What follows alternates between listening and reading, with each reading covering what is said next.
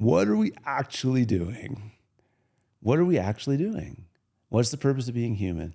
In Aristotle, there's this question, how am I to live my life?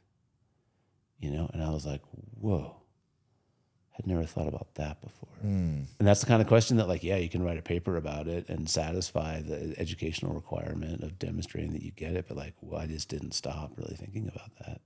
How do I want to be? How do I want to be in the world? What do I want my relationships to be? Yo, what's up, everyone? And welcome to this week's very special episode of Stay Grounded with the most amazing Mr. Greg Berry. So Greg is a whole wealth advisor at Conscious Capital Wealth Management, where he provides full service integrated wealth advising for people with an evolved worldview. I mean, many of Greg's clients have run high impact businesses, managed their family affairs, and are truly recognized thought leaders in the world. And so when people need advice related to conscious wealth management and preservation, they go to Greg. And when I met Greg, we were at a retreat in Costa Rica, and the environment in which we met was so fulfilling. I mean, we were doing the work together. We were talking about how do we create environments where businesses are sustainable and making a difference while also nurturing the people that are running them. And like the level of conversation that Greg was able to have, just it brought out so much curiosity in me. I was like, oh my God, who are you? And how do you know so much? How are you so connected to your intuition and your spirituality? And then as I got to know him, I realized he's been practicing Tai Chi for over a decade. He's deeply connected in the Burning Man world. He's studied so many different worldviews, from sustainability to regenerative economics to, I mean, like I was so curious, and I've been curious. And so this conversation did not disappoint. It was almost like I was there just learning from the man. And my favorite episodes are the ones where, you know, I actually feel so giddy that I get to be here just learning from the person I'm across. And I really felt that in this episode. I mean, Greg mentioned so many things around servant leadership and what it really means to lead, especially in moments where you're losing everything. How do you actually move through initiatory experiences?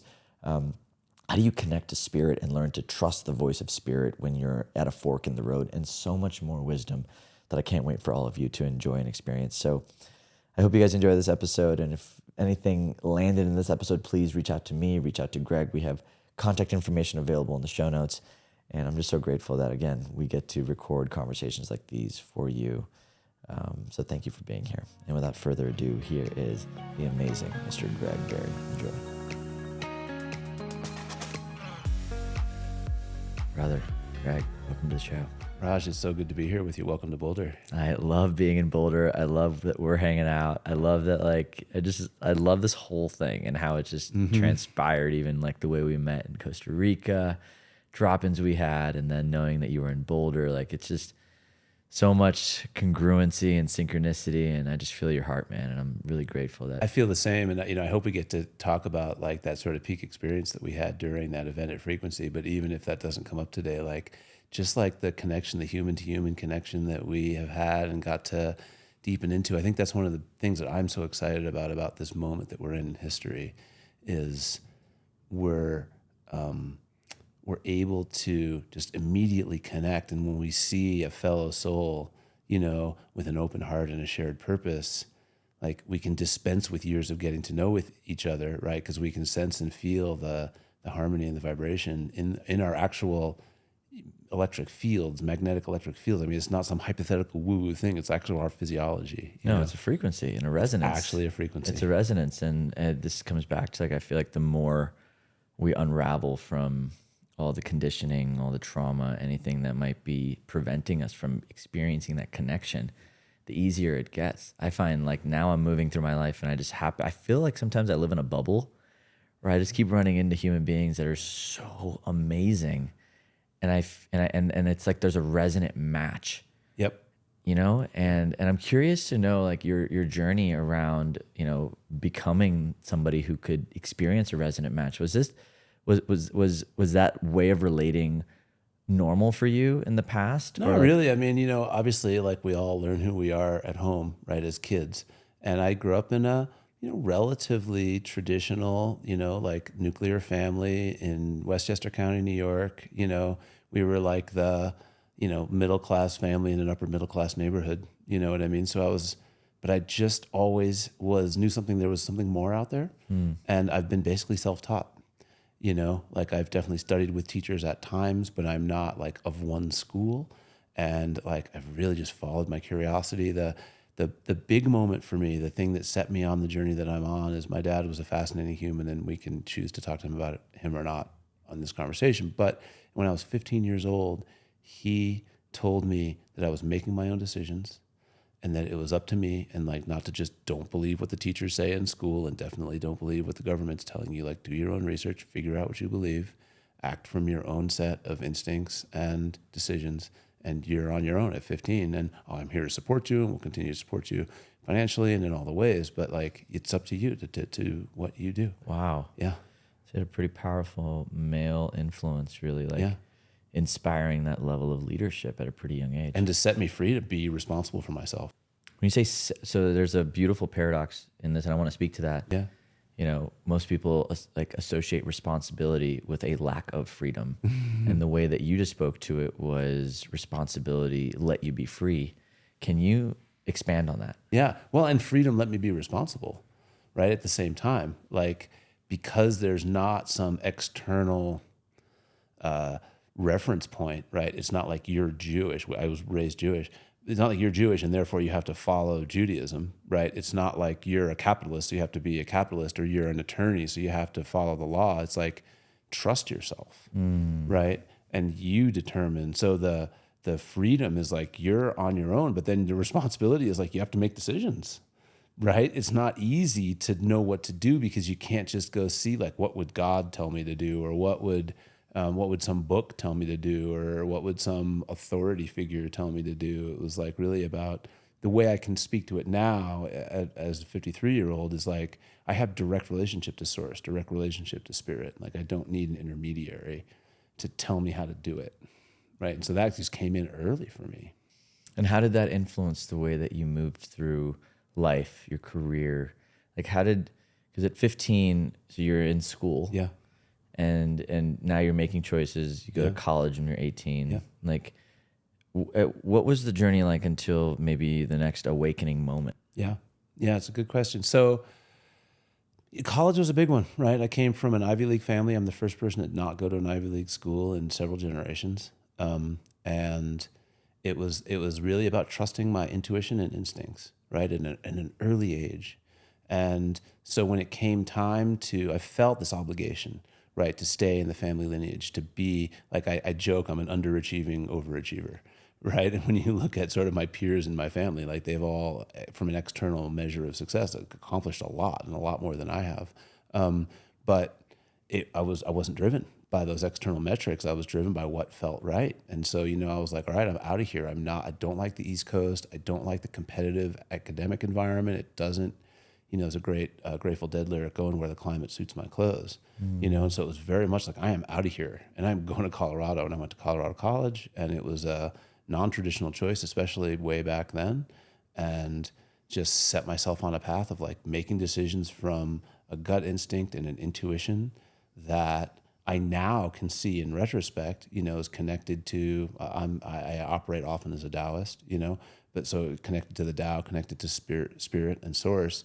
But I didn't have any training in any of that when I was 15. I was just doing what felt right. I'm curious if you could distinguish and bring light to the way that gut instinct, Taoist spirit knowing feels like versus like fear, noise in the mind. Like, at a young age, how were you able to distinguish between both poles? It's interesting. So, I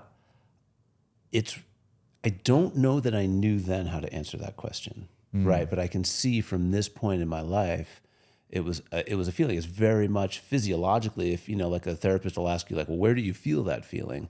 Like, you feel the intuition. Largely, I feel my intuition in my gut and in my body, and there's a way in which my body feels like it's in harmony or in resonance or not. Right. Which is very different from my mind doubting things. Right. My mind can doubt, I'm afraid to move away from the Ivy League because of all the advantages that it has, right? But my body is saying, no way, dude, you belong in Colorado. And so again, like that, those are distinctions that I've come to understand way after the fact, but it was just like, so my dad was just encouraging me. He's like, do what feels right. You know, simple, basic stuff. Do what feels right. What do you want to do? What do you feel like is right? I'm like, oh, well, I should really da-da-da-da and follow this path. He's like, yeah, but like that, you know, he would sort of push back. He wouldn't use this language, but it would be like, yo, it's like, that's an obligation, you know? And he's like, you don't have to do anything you don't want to do. Like, he's like, that's just a bunch of bullshit that other people are putting on you. Like, you get to decide. What a great dad. Yeah, it was amazing. Yeah. And so it sounds like there's been this thread of you following spirit from a very young age. Very young age, without knowing that I was following spirit. Did you ever feel like spirit strayed you into experiences that were not best for you at the time? That's a good question. I think that the times when I made what we would traditionally, from a mother culture perspective, call kind of irresponsible decisions, it was more living into a story, right? Like I had a really strong countercultural story, right? That was really meaningful to me and like really informed my identity in my teens and early 20s. And so there was a lot of, if this is countercultural, then it must be right. Do you know what I mean? And so I kind of, especially as I got to college, right? And you're first kind of individuating from the family unit in a really big way. Like there was like, oh, I need to be, if I'm going to be this, I need to act like that. Right. So there's the story, as much as there's the story of the culture, there's the story of the counterculture, you know? And I was born in 1971. And like the whole time I was growing up, especially as a teen in the 80s, I was super pissed and bummed that I missed the 60s. I was like, oh my God, I was born at the wrong time. You know what I mean? And I felt like I had missed this whole countercultural free spirit thing, but it just wasn't really in evidence in the 80s in the same way. And so, so when I made mistakes, quote unquote, if that's possible, it was from more of a notion of trying on a story, trying on an identity, living into what it means, if this, then that kind of stuff. So it almost feels like the points that led to dissonance or quote unquote suffering or lessons or opportunities for growth were moments where you disconnected from spirit. Correct. And you actually went into the mind and you tried to indulge in the story and you went down this thing of what you think you wanted. And it's like, and that's what then created the opportunity to come back. That's right. Yeah, totally. But whenever I was making big decisions, right, there's small decisions. Do I go out drinking tonight or do I stay and then study? Right, those are small decisions, right? Big decisions are, you know, what's my career path? Do I go to school in college or New England? Those kinds of things. Those are the bigger ones. And the bigger the decision, the more I was like listening to my gut. Yeah. What was one of the biggest decisions you made that was hardest to listen to your gut around? That's a good question. Wow. It's an interesting one. So sadly, my dad died within a year of me graduating college, right? And he had a very sort of modest but successful and influential publishing company. And so I inherited that from him, and it fortunately had been apprenticing with him since I was 15. So I basically knew how to run the company. So I'm 22 years old, running a business. It was a publishing company in the ski industry, and so I did that because it was the obligation. It was like to carry on his legacy, and you know, it was a good opportunity for me professionally to have development, to have leadership, and to be a media person, you know, of note, at least in this small little industry. And in doing that, I quickly realized that like I was like out of phase with my evolution in the moment. And so there was a point where I like had to let it go. Right. And it sucked because it was like, it paid way better than any of my friends were earning money. And it was a going business. And I was like the CEO and editor in chief of this influential thing. And it was like great in a lot of ways. And it's like, especially as an entrepreneur and a media person, and you know, this is before really just as the World Wide Web is turning on, you know, and we're using technology to influence how we're publishing. But I had to let it go, and I had to like move on to this next step in my path. And that at 22, 23 years old, 24 years old, when I finally sold my dad's company, it wasn't what I was meant to be doing. Right. It was like putting all these like unnecessary pressures on me. And And I was negotiating with like legitimate, like mid and late career adults about how much we're paying them for things. And I was capable and competent at it, but I wasn't loving it. So it was time to let it go and move on. And I was fortunate that one of my dad's old business partners bought it in a really sort of friendly, easy deal. But yeah, I had my first exit when I was like 24 years old, and I went through the process of selling a company. Yeah, it was interesting. And what was that transition like? Now you made the brave choice Yeah. to follow your heart Yeah. in many ways. And maybe that's like another layer of the gut connection, right? Like the spirit, the courage it took to make that decision. Because I always find that like, those moments require such courage. And it's like when we start to think of like, where does that courage come from? It's got to come from a deep part of you. Right. That's like that's more ancient, that's more connected, that's more intelligent than you are. Yeah. For some reason, that's what overrides the scripts of the mind. Totally. Right. And That's exactly right. So like, what did that look like then? Like after that, like, how did you get into like the work you're doing now? Like, it's such a nonlinear path, and it's all been at each moment I listened, right? And it's like, just go deep, and the bigger the decision, the deeper I go. And it's not just me, right? It's direct family lineage, right? It's access to the bigger collective wisdom cycles and spiritual fields and non-traditional, like all the different spaces that we travel to through our spiritual practice, But a lot of this, when we're talking about my early 20s, was before I had structured narrative around a lot of that, right? So it was raw. It was just like, okay, like I feel this thing is true, right? It's time for me to move on. And so time to move on. And of course, there's been times later in life where I would fight those things, and it would take me a year or two to get in alignment with what Spirit had been telling me for a while. Totally. And, those are unfortunate times, but it also is how it goes. And each one of those things is a necessary lesson. Of course, it all makes sense in the rearview mirror. So, I've had basically sort of 5 career cycles. And I'm in my 5th one now, and the transition from 4 to 5 was nonlinear and wasn't planned and wasn't what I was after, even though when I now look at it, it all makes sense in the rearview mirror, right? I can see the through line, but I couldn't see it when I was doing it. Each moment was just its own individual. It's like a little ego moment. death. Each time. This last one's been by far the hardest one. By far the deepest void that I ever went into was on this last transition to become a wealth advisor. Yeah. What did you do before that? I ran a thing called the Impact Hub. So I was very active in the impact investing and social enterprise field here in Boulder. Nationally, I was very involved with a lot of the movements and was very wired into that community. And then even globally, right? I was on the global board of the Hub Association. I had relationships and was doing consulting into international aid and development agencies. And so I was very much a sort of an activist and a supporter and an investor and a catalyst, for impact investing and social enterprise. Got it. Yeah. And so it's, and I'm curious if we can even speak to like, when you've gone through so many career transitions.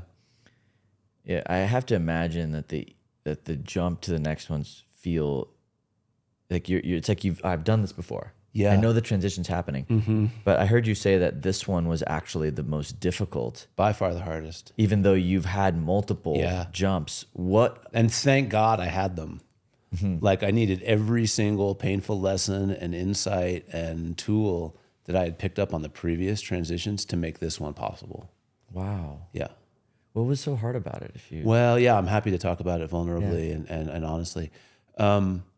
So it was it was a classic double whammy.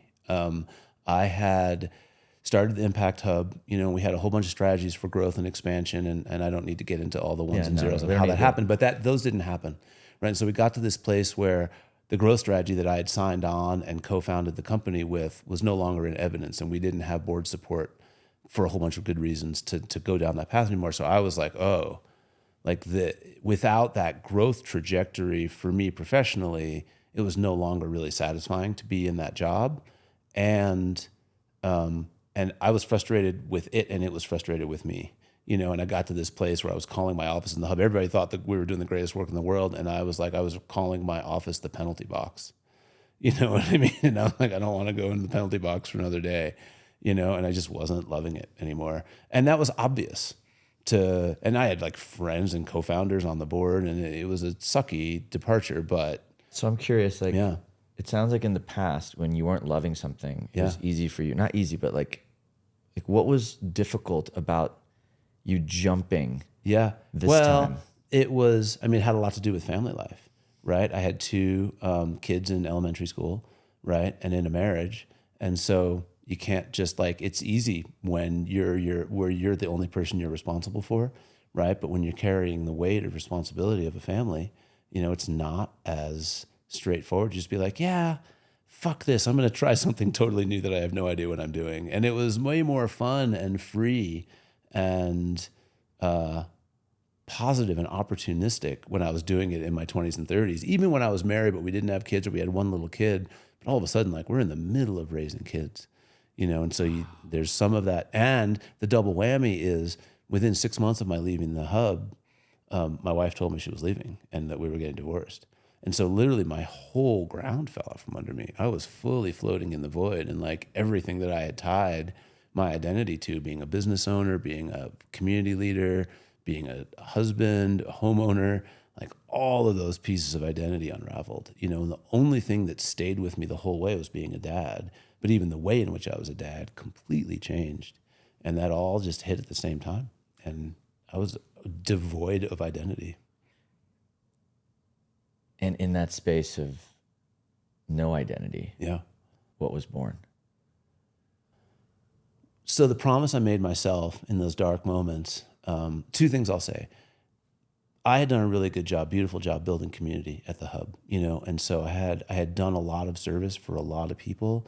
And so I was able to get a lot of support during that time, and so the first thing, and it actually started, there was a flood in 2013 in Boulder, which was, was super meaningful to anybody who lived here through it.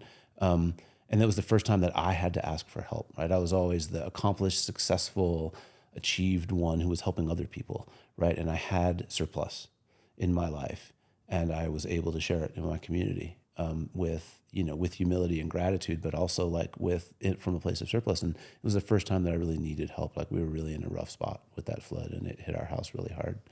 And so I learned a little bit about actually asking for help and vulnerability as leadership. You know what I mean? And being the person receiving as leadership, right? And providing a vessel for other people to help, which was a massive lesson. So that was a big piece of it. The other part that was equally key was I made a promise to myself, because I had been through the transition so many times. I'm not going to replace one set of externalized identities with another set of externalized identities. No way am I doing that again, right? Because every time, even if you have a good exit from a business and you're able to sell it and realize some of the gain and set yourself up for, better decisions the next time around, you still, every time you start something, you intertwine yourself with it in a way that eventually you'll separate from. Most people don't see that one coming until it's near or after the fact. But so I learned that and it's painful every single time, and it's, this one was harder. So it was no way am I going through this again. Right. I'm not going to give up my identity to others, to outside things in such a way that it can never be taken away from me again. So I've got my identity is internally referenced.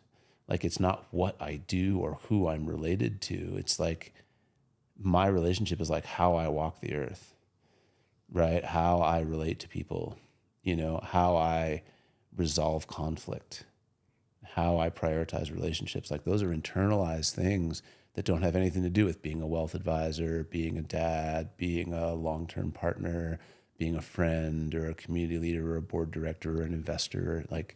Those are all secondary consequences of the way that I walk the planet. So much in there. And I want to bring a question around the idea of, I think you said vulnerability and leadership, but one step forward, you said creating a vessel for others to give you. Yeah. Can you speak to what, you actually mean Yeah, by of that? course. Like, how is leadership Totally. actually, Yeah. how does receivership and leadership actually go hand in hand? Yeah. Well, so when we started the Impact Hub, I hadn't hired anybody in a while. I typically have been independent. I just sort of like not, especially when I was younger, I was like, I don't really want the responsibility for other people. But Hub, we were going to have a staff, So I brought one guy on, and it takes a lot for me to trust a partner. And that's got to be earned over a long period of time. And so anyway, I found this guy. His name was Peter Begley. Became a really good friend and an extraordinary human. And, we got clear that the relationship between the two of us was like, we're here to help each other, right? And we want our lives to be rich and full, and we want to feel at ease when we're doing our work, and that as long as we take care of each other, he was, effectively the chief operating officer, and I was the CEO, broadly speaking. And so then everything sprung from that, right? The way we treated all our staff, our senior staff, everybody else was like, we're here to help, right? We're here to make your life better. Right? Yes, we have a mission. We have a very clear stated mission with cool principles and bullet points and all the stuff, right? But like ultimately we're here to serve and serve each other. So I had already been through a cycle of understanding servant leadership, right? So this was the next level of that. So I came to see that if I'm always heroic, right, giving to others, right, capable of solving other people's problems, capable of being empathetic when they're having a hard time, like that's great, but I'm still coming from a place of purely of strength, right? And so you demonstrate that the way to lead is from strength. And because I had to, not because I thought it was a good idea or I read some book, because I had to, because like that flood really, it affected us at the Hub, but it really affected me at home. And I was like, holy shit, like I need help, And like for the first time I was like, I have to ask for help. I've never had to ask for help before. And so it was just going through the process of then watching how people were excited to help, not just from some sort of like karmic bank, oh, he helped me before, and so now I owe him help again, but from a deep, grateful and joyous place of like, oh my God, we get to be in service. And so by being the place that people can be of service to, by actually revealing the thing that's hard that you're actually going through, right, you let them step into their best. Right? And that's servant leadership, right? Where you're having people step into the full expression of themselves and see if you're like, I can't save my house by myself. It's flooding. The water's coming over the transom. Like, okay, what do we do? Like, I don't even know what we do. And the guy's like, okay, we're going to dig up that earth thread. We're going to fill up these bags. We're going to build a barrier around this back door. And you're like, oh yeah, good idea. Let's do that. Let's know what he said. Like it was that level of like, whoa, like I don't even know what to do. And then people can step in like, I know what to do. And you're like, well, fuck yeah, we need that answer right now. Like let's do that. It's such a connected way of leading. Like it's coming from like the me consciousness to the we consciousness, right? Because you're actually opening up your capacity to receive support from something outside of you. Yeah. And it's like the divine flowing through different human beings. And so you're almost like a servant leader, but you're not really serving the people, you're actually serving the mission. Yeah. And the mission is now flowing through all these different human beings who want to show up. And it is a very connected way of leading. That's why I was like, I wanted to dive in there, because I don't hear a lot of people speaking about receivership in leadership and how that reciprocity of being the wartime CEO, the one that kind of comes in and runs things, but then also then coming to the other side, which is being like the vulnerable on your knees CEO, and how both are so necessary to creating strength and to really building a foundation that can't be crumbled no matter what type of challenge shows up. Well, and I've learned so many times that if I want someone who works for me to be vulnerable with me, I have to be vulnerable first. Yeah. Right. And so I'll, just making up some silly situation, right? Like someone's struggling with something at home and it's affecting their work. Right. And I can see what's going on because I'm intimate and like we have a whole person kind of approach. So I know that you're having challenge with your girlfriend and I haven't really seen her around in a while. And like, you've seemed really sad and you've come in late the last 5 days. Not like, what the fuck, Raj? Like, get in on time, God damn it. It's like, oh, like obviously Raj isn't who he normally is and he seems really down. And So rather than be like, tell me what's going on from a place of like, here, I can help and hold space for you. It's like, man, like, I'm super sad. Like, my marriage really isn't that great. It hasn't been that great for a long time. I feel like we're drifting apart. And so like, when I feel into how I feel about that, like, I see some of your behavior in that. And so it doesn't have to be true and I'm just making up a story, but like, maybe there's something going on for you. Totally. Right. And then they're like, oh my God, like, I thought Greg was our hero and he's the thing. And he's got these 2 cute kids and his wife's always around for all the things. And nobody would necessarily know that I'm struggling in my marriage. Right. But if I can bring that forward and say like, this is really hard for me and I don't know what to do.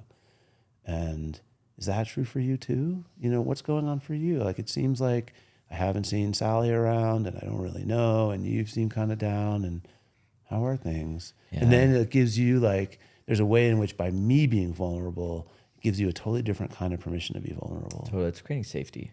Yeah. Right. At the end of the day, it's safety. Yeah. And safety Totally. and that breach of safety is created, or like that container is created when somebody leads.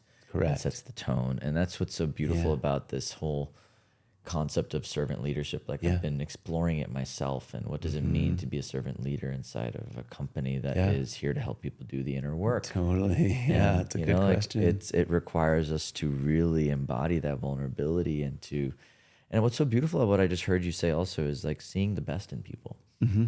Like just because somebody's not performing the way that they normally would or have in the past, it's not to assume that they're incompetent or that they can't do the job, but it's actually coming in with like a, hey, like what's happening here?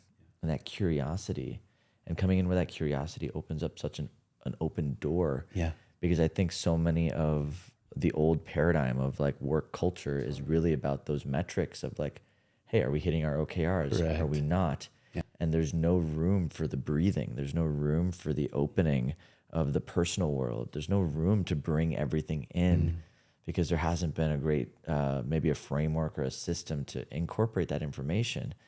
But I feel like that's what allows, you know, companies to grow beyond the impact of just like how much are we doing in the world. It's like, no, what's the culture we're creating, and how does this culture? That's what it is. So there's an old Harvard Business School study called "Culture Eats Strategy for Breakfast," and I'm probably misnaming it by a little bit, but I think I've heard. But the whole thesis is like, because you know, and it goes all the way back to World War II. General George Patton said, you know, plans are useless, but planning is invaluable, right? And so it's not to say goals and OKRs and all that stuff are wrong. It's just to say that when we hit unanticipated challenges, the way that we relate to each other, the culture, like, is the way out, right? Strategic planning isn't the way out. So I've come to a belief, which I have a lot of friends who are founders, CEOs of businesses, and I would say a solid 3/4 of them would disagree with what I'm about to say, you know, but I have a belief that like when you get to the end of a year and you haven't hit your OKRs, right, or your numbers are off, or you haven't hit the goals that were set,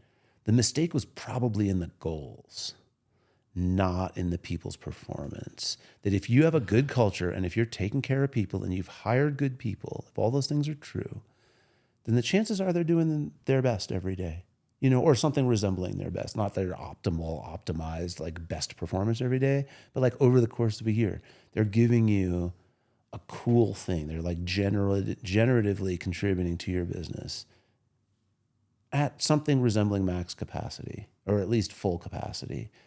And so the problem was that we anticipated, we wanted more to happen than was actually bound to happen, you know? And so, yeah, I think that the mistake is often in the strategic goal setting, not in the performance of the people or the financial outcomes. But nobody fucking agrees with that, pardon my language, but like nobody agrees with that. Everybody says to me like, no way, dude, like we set these goals, we got to hit them. And I'm like, okay, I understand why. Well, and that's the piece, you know, it's so interesting, like the conversation that's been very prevalent in my world recently is just this idea of return on energy versus return on investment. Yeah. And how most of the world has been focused on just a pure ROI. Yeah. How much money can we make? How fast can we make it? Yeah. And internal rates of return and all that stuff. Like, that's like the metric. But when we zoom out and we even say like, okay, like what if we set lower growth targets, but that allowed for the team to have more spaciousness to do this, or we were able to accomplish different impact goals, or we were able to create more harmony in their families, or we were able to do the work in deeper ways and clear trauma, or like, it's like I can't in my mind calculate the impact of that decision, right? But I'm really curious about like how how a shift in return on investment to calculating something more holistic can actually make a larger return on investment over the long term. And that's the piece I'm curious about more than anything. And I don't know what the answer is, but it just feels like business is such a powerful vehicle to do good. And it's an organism that can help people in ways that are beyond just return on money. Sure. Right? Like there's intangible ways of relating that we can impact, because people spend 8 hours a day at home or at work. Right, totally. Well, that's one of the things that I noticed too, is there's this, like, I think of it as like this like paradox of entrepreneurship, right? Because basically it's true most of the time that in order to build something that has sort of surplus value, right? Whether you're taking profits off of it over a long period of time, or whether you're selling it for some sort of like exit and sort of financial independence that comes with that, it typically takes extraordinary effort, right? Now that may just be an insight, right? But it's typically a lot of hard work, right? 1% inspiration, 99% perspiration. And that's true of the entrepreneur. And like, that's why they take home the majority of the benefit of it, right? That's why the business owner, the person who founded it, takes the profits after everybody else gets paid, because they worked really hard and they built something out of nothing. And there's a lot to be said out of that. And 99 times out of 100, 999 times out of 1,000, like, that's due to hard work and sacrifice, personal sacrifice, you know, and then you trade this one thing in your life for this other surplus in your life. And that's basically broadly speaking, the promise of entrepreneurship, right? Where the paradox comes in is most entrepreneurs, right? And certainly Elon, when he bought Twitter, right? That was a really interesting. He's like, look, you want to bust your ass and work super hard and live like this is the only thing in the world, like you can stay, everybody else go home. You know what I mean? And that's why it's worked, quote unquote. If you believe that Twitter's working, like that's why it's worked, right? But that's kind of an unreasonable expectation of people who don't own the company and don't really stand to benefit particularly from it, right? And so it's this sort of egoic Silicon Valley, like ridiculous hero culture thing, you know?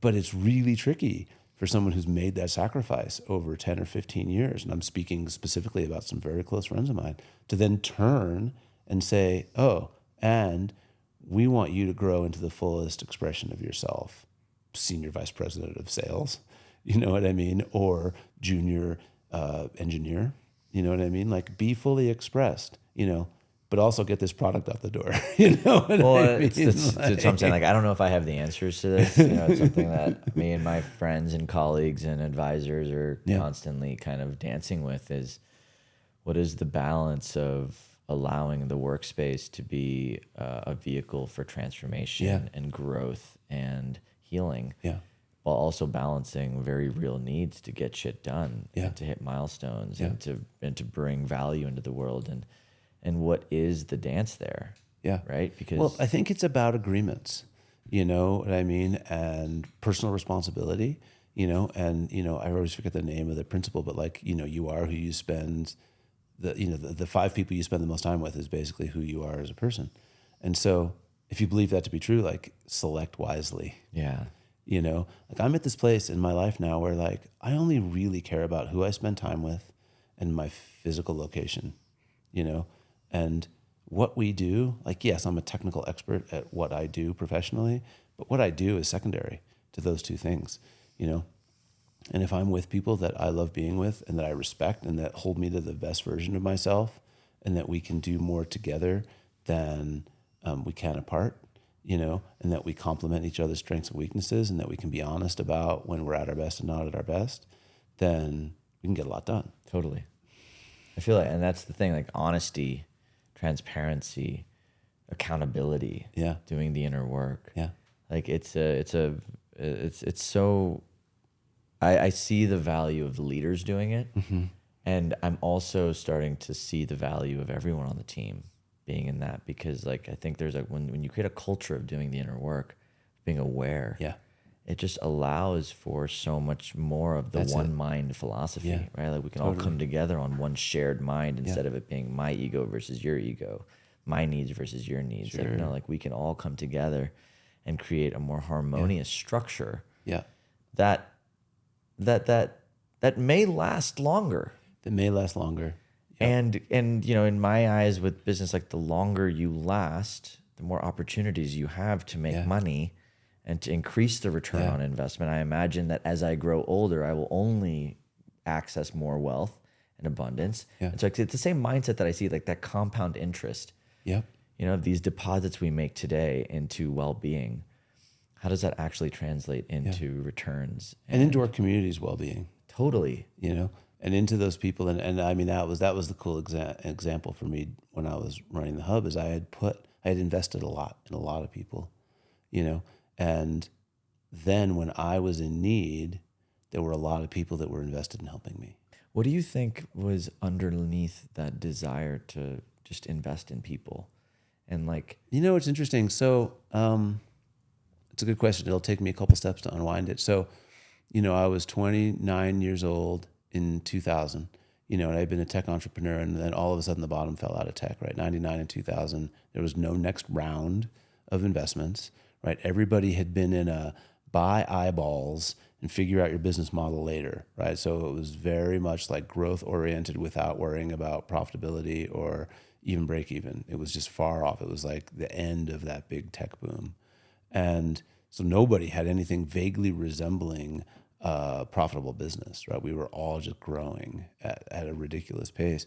So there was no next round. Most companies closed down. There was no next startup in 99, 2000. There just wasn't like any opportunity. And so like a lot of us just were like, took some time off. For me, I was also getting married at the time. And so I literally went, there's a classic old independent bookstore in Denver called the Tattered Cover. And at the time, the Tattered Cover was in Cherry Creek, and it was 4 stories tall. This was, you know, a very different time 20 plus years ago than it is now. And I was always curious. And so I basically spent, you know, parts of the next year, you know, probably like a month or two of elapsed time in the spirituality and religion section, just like reading things, thinking about things, like had my own personal breakthrough. And in the process of doing that, deconstructed my understanding of the modern worldview. And so then I was like, well, what the hell else don't I know? And what do we actually know? So after I had been through a big spiritual awakening and questioning, thanks to my dad when I was 15 years old, right? I had the ability, the mental agility to let go of things I had previously believed and try on new things. And in the process of doing that, I read the evolutionary physics, string theory, complexity theory, chaos theory, right? As well as like emerging network theory, right? And it was stuff that went back to like, you know, the Tao of physics, right? And Fritjof Capra, you know, and it was like these intersections of like, there's physics, but there's spirituality, and what the hell is that? And what do we know about the world? And so I started seeing the connectivity of things, right, through my own spiritual practice, as well as through these like systems thinking models. And that's where I came to understand sustainability. It was like, oh, right, like, got it. Earth is a closed loop system, right? The water that you're drinking right now was like peed out by a dinosaur, literally. You know what I mean? Like, it hasn't gone anywhere. It stayed on this planet. Yeah, we injected freaking bubbles into it, but you're going to take those bubbles out with your system, and you're going to pee it out here later. It's going to go back in the system, right? It's all in the system. It stays on this closed loop planet that we're on for the most part.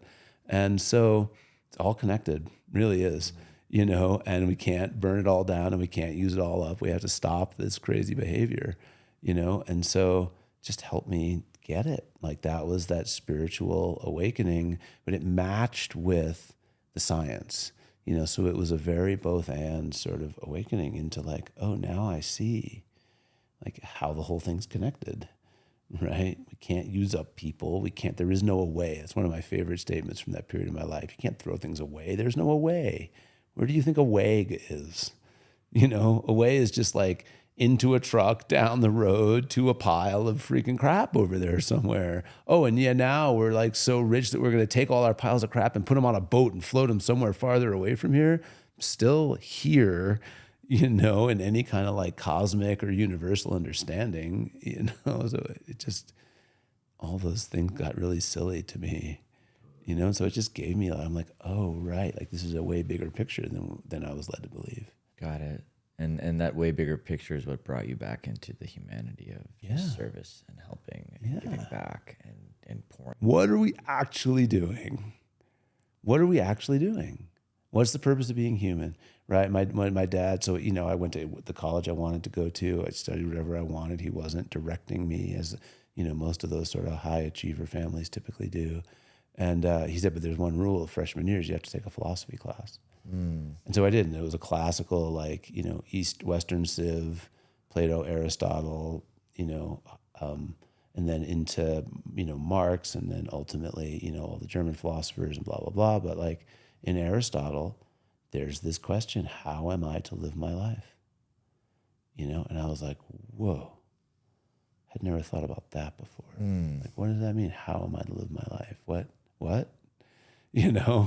And that's the kind of question that, like, yeah, you can write a paper about it and satisfy the educational requirement of demonstrating that you get it. But like, well, I just didn't stop really thinking about that. How do I want to be? How do I want to be in the world? What do I want my relationships to be? I was observant, very observant, and so I was curious. I was like, what is that? Who is that person? What are they about? And I was fortunate. I had some good mentors. My dad had set me up with some really cool people, and I was just able to I always had relationships with older people. I had great relationships with my professors, and was curious about things and wasn't particularly shy about asking questions. I've always been quite sort of self-confident, even as a young person, and just like, hey, what do you think about this? What the hell's going on in Gaza? Why? That seems unfair. What the hell? And like, what is that really for you? And just, yeah, so it was curiosity and humanity. And it's interesting because like the empathy grew from a really natural place. Like I wasn't taught it, and, my folks were who they were, but it wasn't like there was this big, like, empathy, we're here to save the world narrative in my family. It was just like, oh, who are you? Like, oh my God, like when you're sad, I can feel the sadness. Yeah. That kind of thing. It's so simple. So simple. We try to like cultivate these skill sets and these relating mechanisms, but really when you just come back to feeling your own pain and you connect to your own pain, you can feel it and connect to it in another. And that to me becomes then the greatest gift. This is why I feel like this whole concept of learning thyself and connecting with thyself and loving thyself is the greatest impact we can make. Because when we have that relationship here, it pours outwards naturally. You can't not love another human being when you feel your own pain, right. And then you see it in another, and you just want to be there in whatever way. And then when you can formulate that into a really thoughtful question, so then you're in the room, as you are, as I am, with like influential people or important people, right? And instead of walking up to them and just starting off with like, hey, here's what I do, and be my client, be my this, let me sell you that. It's more like, I know enough about who the person is to be like, oh my God, like it must be a lot to have 4 kids and run a business and go on a speaking tour once a year. Like, how is that for you? Are you okay? And if it's really sincere, they can tell. That's the thing about being human, is no matter how many shields somebody has up, like if you're actually sensitive to who they are and you can feel what's true for them, like more times than not, you can break through. And sometimes people will just blow you off and give you some blah, blah answer. And you're like, all right, great, I'll move on to the next, This comes back to what we said earlier on resonance and frequency. Yeah. Right? Like I always find that now when I go into rooms with people or in events, I kind of just trust myself to to end up right where I'm supposed to end up and talk to who I'm supposed to talk to.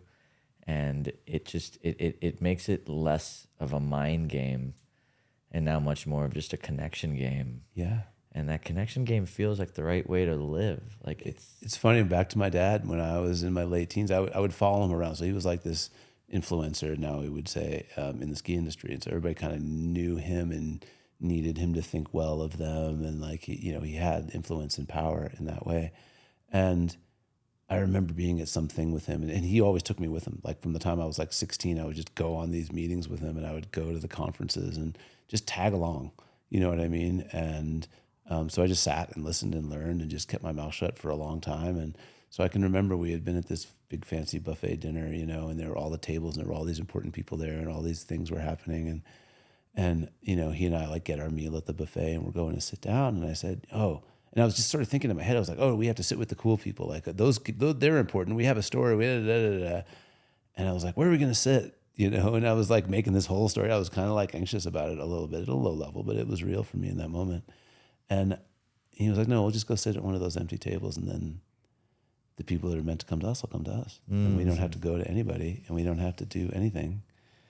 And it was just like, and I didn't even really believe him. I was like, no way, we're going to sit alone. We're going to waste this meal. There's important people here we need to talk to.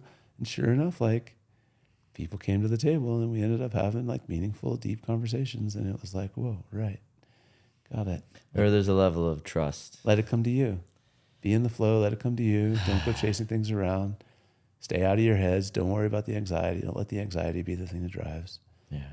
It's interesting. It's so good, man. And I just love that, this is why I wanted you here, because I could feel the moment I met you, I just felt like you had a depth of understanding around how this whole thing works. Yeah. From so many different systems. And I'm so glad you mentioned some of them, the business systems, the sustainability systems, the spiritual systems, and like, the interpersonal human systems. And so like to be able to have that much awareness and to have a lot of lived experience and to have gone through so many initiations, and to be open and aware inside of those initiations. I find that, I feel like I had my awakening pretty early on in my life. Like I'm relatively young, I'm 33. Like, I really had like a early awakening. And I feel like now when I get to my 50s and 60s, like the depth of understanding I'll have at that age, because I started so early, it's going to be great. And like, that's what I see in you. Yeah. Like you started at 15. Yeah. And you stayed awake throughout all of those transition points. Totally. Which allowed you to digest and compost those into valuable lessons. And it's so funny. So one of my jobs, right, is creating portfolios for people, investment portfolios. And I have to do that in a way that's aligned with their values, right? So it's a very bespoke kind of like one-off thing a lot of the time to figure out what people are really about and what they really want in their investments. And so I'm very, very good at finding investment managers, right? I don't manage assets myself, right? That's a sitting at computers, lots of analysis job. Like I'm more relational, more strategic than a lot of the asset managers are. But my job is to pick the asset managers, right?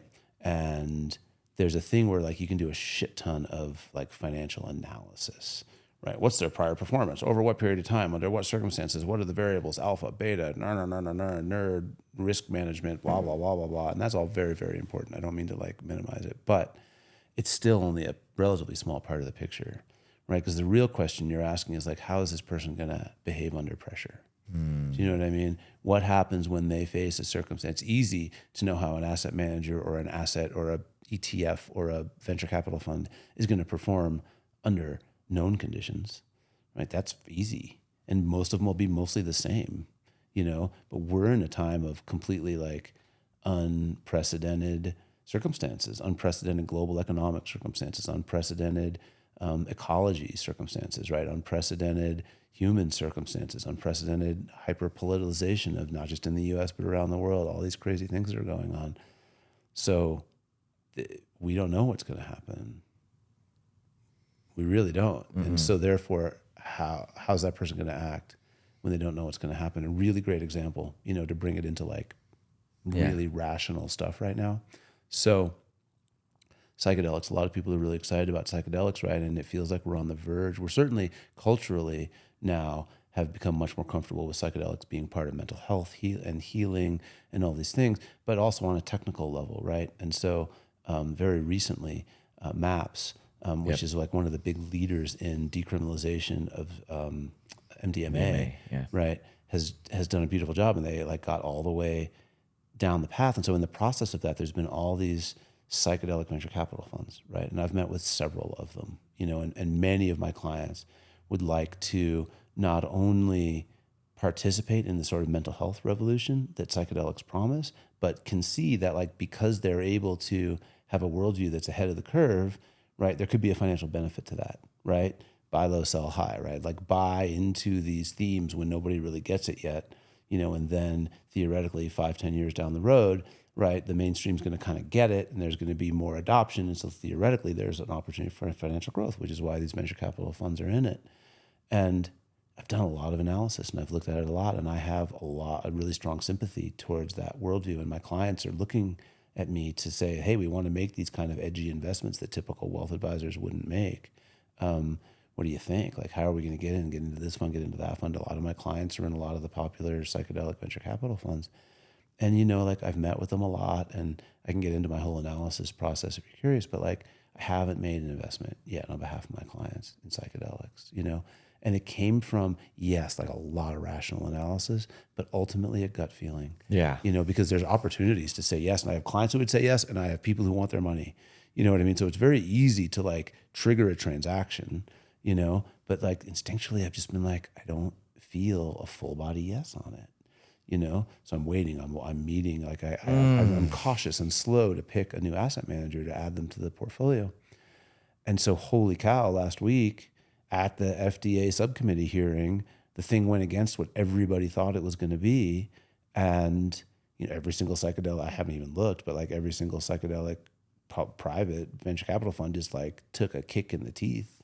Do you know what I mean? Everybody assumed that was going to get, FDA approved. And of course, like a bunch of these venture capitalists are very, very, very smart. So like, no, we have like regulatory proof strategies. And like, I believe that to be true. And there's smart people doing what they're trying to do. But I was like, yeah, like I want to believe, my predilection is to believe, my bias is to believe, my client's bias is to believe. We see that there's a financial opportunity, but I just wasn't feeling it. Well, that's so valuable. And I want to like maybe like wrap with awareness around that piece, because the full body yes is something that very few people actually wait for, because there's so much pressure to make decisions. There's so much pressure to move, to be active, to grow for the sake of growth, to spin. And the full body yes is something that's elusive. It's like it's not loud. It's a quieter knowing, and it takes a longer game. And I love that you're bringing awareness to this, because I think this beautifully kind of like encompasses a lot of the stuff we were talking about, which is like the full body yes doesn't play on a timeline that is in alignment with the calendar year. Yeah, right. Precisely. Like, it's zoomed out. Like I don't have to make a decision, right? Like, or I don't have to make a decision right now. And like, yeah, like there's math about deploying capital in investments that matters. Like you can't just sit on the sidelines the whole time, right? There's time has an element of what I do, but you're guided by a deeper thing. Guided by a deeper thing, and I just want to bring awareness to that, because I don't think there's enough examples of people that are guiding and making choices from that space and trusting the no when it arrives from that space. Yeah. And they override the no, and then it turns into more catastrophe or more trickle down, pain and suffering. That's like borrowing from one bucket to go to the other. Totally. But the gut instinct, the spirit-led instinct is operating at such a connected level that it's looking at the greater good of it all. And I just love that you align your decisions to that, because it, to me, feels like the safest thing to do. Right. And it may not guarantee immediate returns, but it is looking at the holistic. It's looking at the whole holistic. It's true impact. It's right. It's true impact that's taking all stakeholders into account, not just the person in front of you, but like it's the overarching. Well, and there's a humility too that sits in like, what do we really know? Who are we anyway? Like, what's our role in this big play? Like, what are we really trying to do? What are you trying to do? Totally. And even deeper than that, like not only what are you trying to do, but like, how are you being? Like, what's actually in alignment here? And not just some imposed back to my dad. I mean, we're going to probably wrap this where we started, right? Which is like, it's like, don't trust what they're telling you. He hammered it so hard. He was he grew up in the 60s, grew up as a young adult when Kennedy was shot, right? Kennedy, and then Bobby Kennedy, and then and Martin Luther King. And like, he was like, no, they're not telling you the truth, right? These systems, the man, the government, the business, the corporation, whatever the thing is, they're not actually telling you the truth. They're not looking out for your best interest. Only you're looking out for your best interest. you know? And so question what you're hearing, question the speed, question these like cultural predominant like assumptions that everybody just accepts. And everybody just accepts like, oh, we got to move fast, we got to talk fast. In order to demonstrate how important I am, I have to talk really fast and use big words. Right? Is that actually true? Or do we just all buy into that because that's what the guy before did? And you look at all the people that are on TV and you try to emulate their behavior somehow. Totally. No way, man. Done with that. I'm no Jim Cramer. Greg, you are, man, I started going down an appreciation train for you, but I'm just going to continue that train. I mean, like, I really appreciate the depth and the quality of your awareness and how integrated it is with so many different aspects of being alive. And I love how humble you are and humbled you've been by life.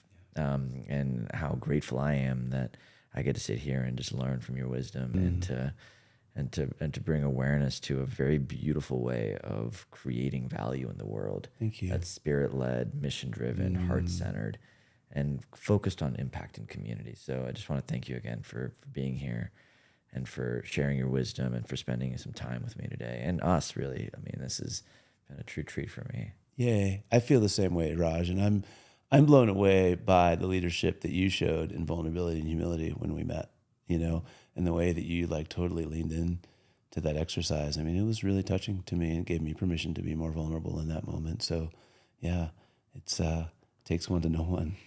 Oh, so much love, brother.